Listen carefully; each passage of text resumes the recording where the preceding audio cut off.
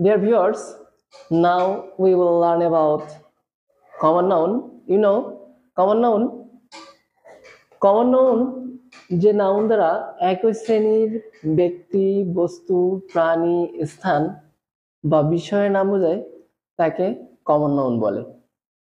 আমরা এখানে কয়েকটি উদাহরণ লক্ষ্য করলে দেখব Nazrul is a great poet. একইভাবে Nazrul is a great poet, Rabindranath Tagore is a great poet, Sukanta Bhattacharya. এই নির্দিষ্ট নামগুলোর একটা সাধারণ নাম রয়েছে, কারণ আমরা জানি কাজী নজরুল ইসলাম, সুকান্ত ভট্টাচার্য, রবীন্দ্রনাথ ঠাকুর এনারা হলেন কবি। সুতরাং এখানে কিন্তু এনাদের সাধারণ নাম কিন্তু এই পোয়েট অর্থ কবি। একইভাবে Dhaka is a big city.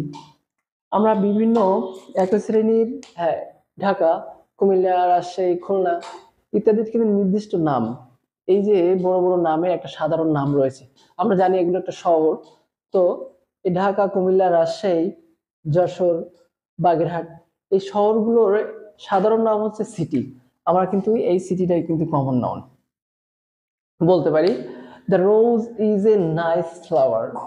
আমরা বিভিন্ন ধরনের নাম যেগুলো আমরা প্রপার নাউন হিসেবে ব্যবহার করি, যেমন হতে পারে গোলাপ ফুল, রজনীগন্ধা, বকুল ফুল, এগুলো হচ্ছে নির্দিষ্ট নাম। এদের একই শ্রেণীর এই যে ফুলগুলোর সাধারণ নাম হচ্ছে আমরা ফ্লাওয়ার। আমরা ফ্লাওয়ার বলতে সব ফুলকে বোঝায়, কিন্তু যদি আমরা নির্দিষ্ট করে বলি বা যেটা আমরা প্রপার নাউনে বলি, দ্য রোজ, দ্য বেলি, different kinds of name of flower. So পরেরটা এখানে যদি যাই, Rana is a good boy. আমরা জানি রানা হচ্ছে প্রপার নাউন। রানা, তারপর রাসেল, করিম, জব্বর, আলী। এখানে হচ্ছে এই ছেলেদের যদি এই ছেলেদের কথা বলি, যদি এই ছেলেদের সাধারণ নাম কি হবে, আমরা কিন্তু এটা জানি যে এদের সাধারণ কি হবে, বয়, বালক। সুতরাং কমন নাউনটা অত্যন্ত গুরুত্বপূর্ণ, কারণ বিভিন্ন প্রতিযোগিতামূলক পরীক্ষায় আমরা প্রায় দেখি কমন নাউন থেকে প্রশ্ন আসে। তো কমন নাউন সম্পর্কে জানা থাকলে আমার মনে হয় সে প্রশ্নের উত্তরটা সহজে দেওয়া যাবে। আমি আবারও বলছি, কমন নাউন যে নাউন দ্বারা একই শ্রেণীর ব্যক্তি, বস্তু, প্রাণী, বিষয় বা স্থানের নাম বোঝায় তাকে কমন নাউন বলে।